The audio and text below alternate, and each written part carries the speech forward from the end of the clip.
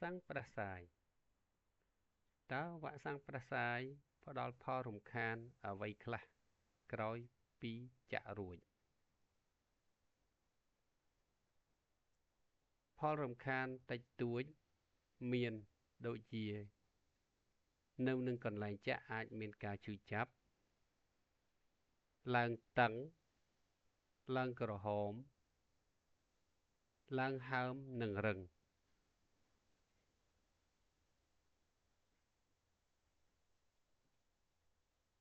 មានអារម្មណ៍មិនស្រួលខ្លួនមានការឈឺក្បាលវិលមុខឈឺសាច់ដុំ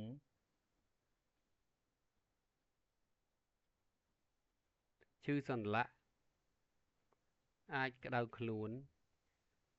អាចញ័រអាចរាករូសក្អួតចង្អោរបែកញើសឡើងមុខក្រហមនៅលើមនុស្សចាស់តឹងទ្រូងនៅលើមនុស្សចាស់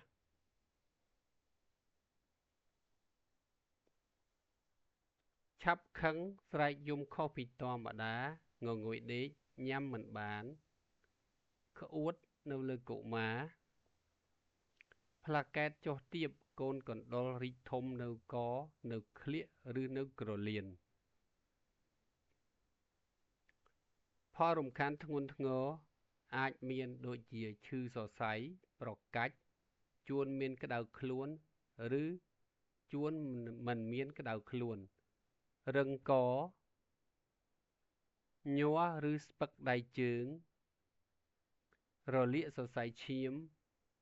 បញ្ហាតម្រងនោមប៉ុន្តែករណីនេះកម្រមែនទែនផលរំខានធ្ងន់ធ្ងរមានដូចជាអារម្មណ៍ច្របូកច្របល់ស្ពឹកឈឺខ្សោយជើងបាត់លំនឹងបាត់រេហ្វ្លិចឬអាចស្ដែងចេញជាសង្ដ្រូមហ្គីយ៉ាងបារ៉េសង្ដ្រូមហ្គីយ៉ាងបារ៉េគឺជាសង្ដ្រូមដែលធ្វើឲ្យអ្នកជំងឺមានហៅថាparalysis plus គឺទន់ដៃទន់ជើង type proximal មាន dissociation proteinocytologic នៅក្នុងទឹកខួរឆ្អឹងខ្នងនិងអាចមានប្រតិកម្មអាឡែហ្ស៊ីធ្ងន់ធ្ងរក្រោយពីការចាក់វ៉ាក់សាំងផ្ដាសាយផងដែរសូមអរគុណនេះជាឯកសារយោង